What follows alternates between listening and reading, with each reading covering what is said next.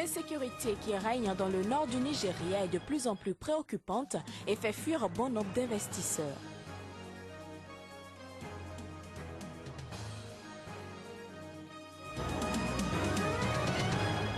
Plusieurs morts dans une attaque contre un hôtel en Somalie dimanche, un attentat revendiqué par les islamistes somaliens Shebab.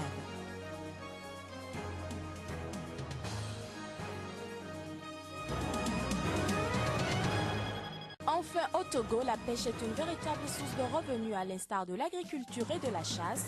Elle constitue une activité de subsistance pour plusieurs familles.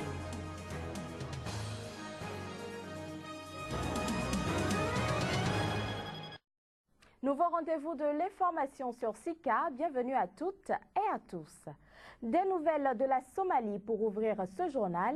Une attaque à la voiture piégée contre un hôtel de Mogadiscio revendiqué par les islamistes somaliens Shebab a fait plus d'une douzaine de morts dimanche. Un attentat qui illustre la menace toujours incarnée par les insurgés. Reportage. Au moins 13 personnes ont été tuées dans l'attentat perpétré dimanche par les islamistes somaliens Shebab contre un hôtel de Mogadiscio abritant des représentations diplomatiques, selon une annonce faite lundi par une source sécuritaire révisant un précédent bilan de 6 morts à la hausse.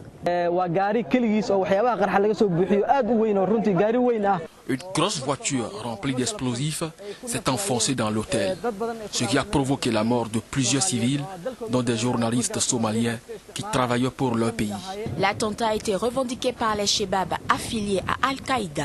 Ils ont affirmé avoir agi en représailles à de récentes offensives menées contre eux dans le sud somalien. L'explosion s'est produite dans l'hôtel Jazeera, qui est fréquenté par des membres du gouvernement somalien et des expatriés. Parmi les victimes figure un diplomate chinois. L'hôtel abrite les ambassades de Chine, du Qatar et des Émirats arabes unis à Mogadiscio.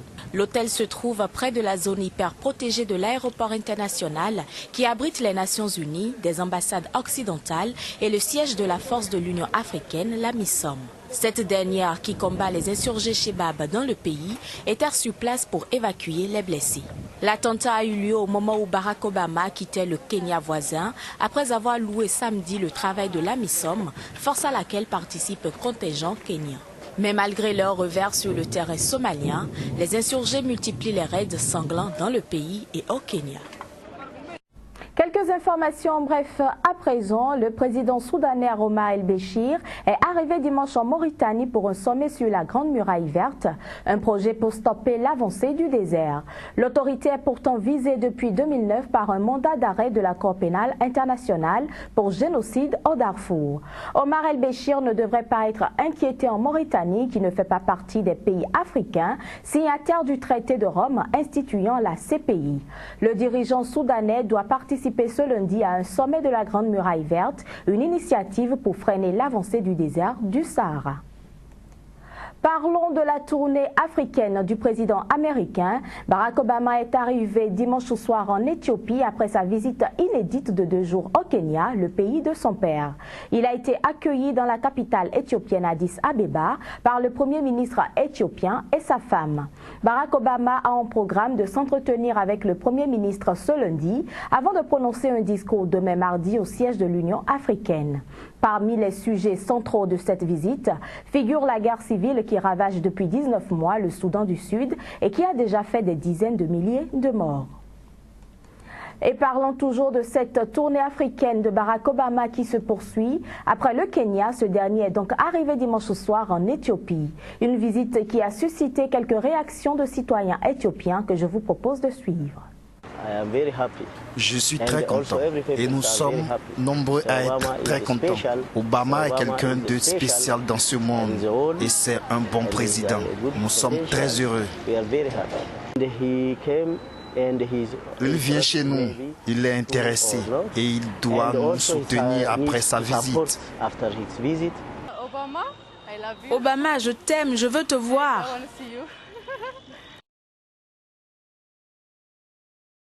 La pêche constitue pour certaines familles l'activité de subsistance. Loin des rivières et des fleuves, bon nombre de personnes lacustres tirent de la mer leur source de revenus quotidiens. La pêche traditionnelle dans l'océan dans ce pays de l'Afrique de l'Ouest ressemble à une entreprise sociale. Suivez le reportage de Ferdinand Gadé, il est notre correspondant au Togo. Ces frétins sont l'un des fruits de la pêche de ces hommes et femmes. Au Togo, depuis quelques années, la pêche traditionnelle qui s'effectue dans l'océan est un véritable combat de survie. Le filet, ça se met dans un pirogue. Matin, déjà à 4 h, tout le monde se réveille.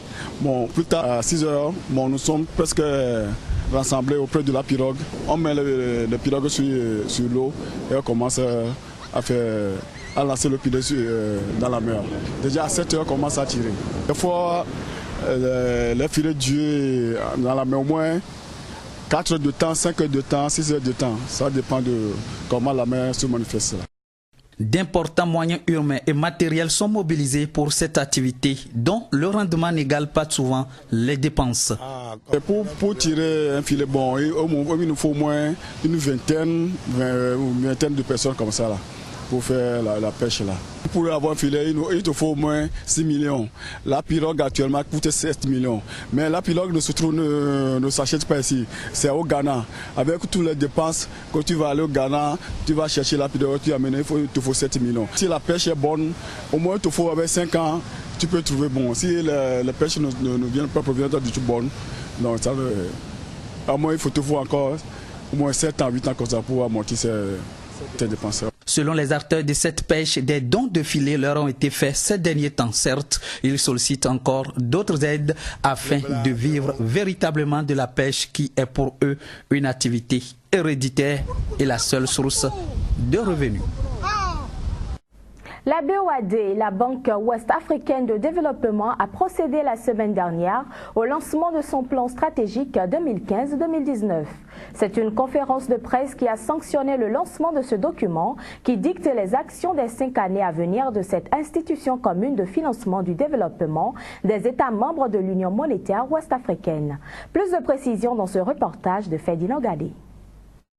Contribuer plus qualitativement à la transformation structurelle des économies de ces États membres et soutenir les programmes régionaux de développement. Ce sont là les objectifs que doit atteindre la Banque ouest-africaine de développement durant les 5 années à venir. C'est du moins ce que l'on peut retenir suite à son plan stratégique 2015-2019 présenté à la presse ce 23 juillet à son siège à Lomé. Ce plan fait de la mobilisation des ressources en qualité et en quantité suffisante une priorité absolue.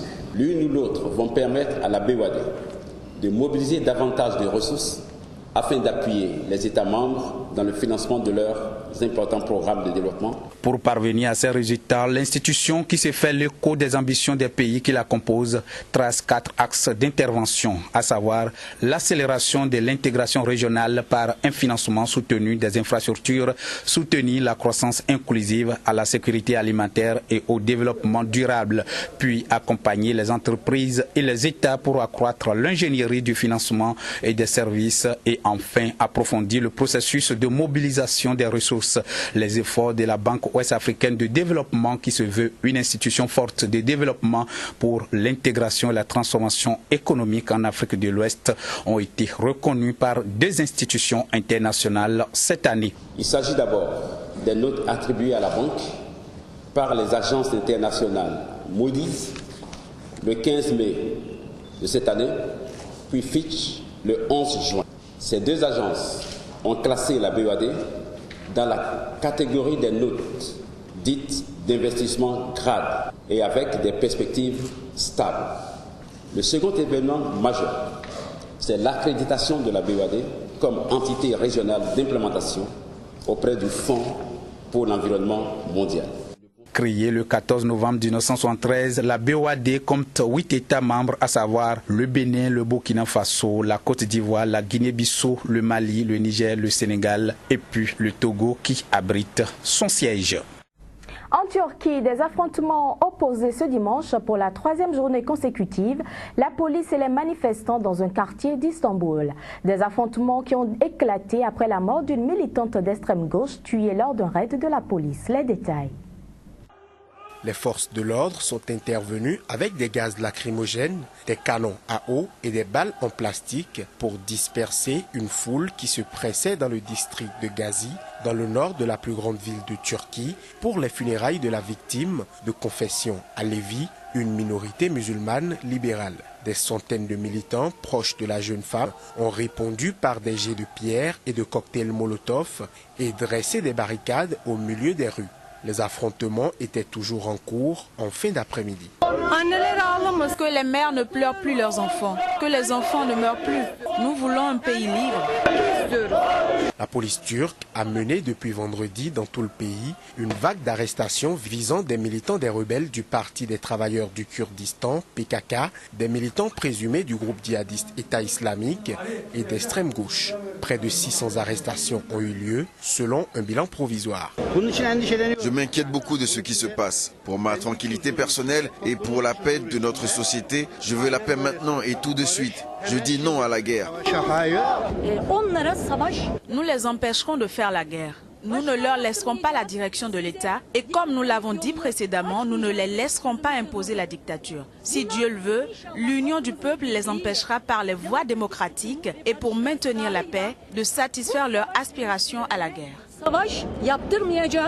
Ces coups de filet interviennent dans la foulée de l'attentat suicide meurtrier attribué à l'État islamique perpétré à Sourouk dans le sud, après lequel le gouvernement turc a mené des frappes aériennes contre des cibles djihadistes en Syrie et des positions du PKK en Irak.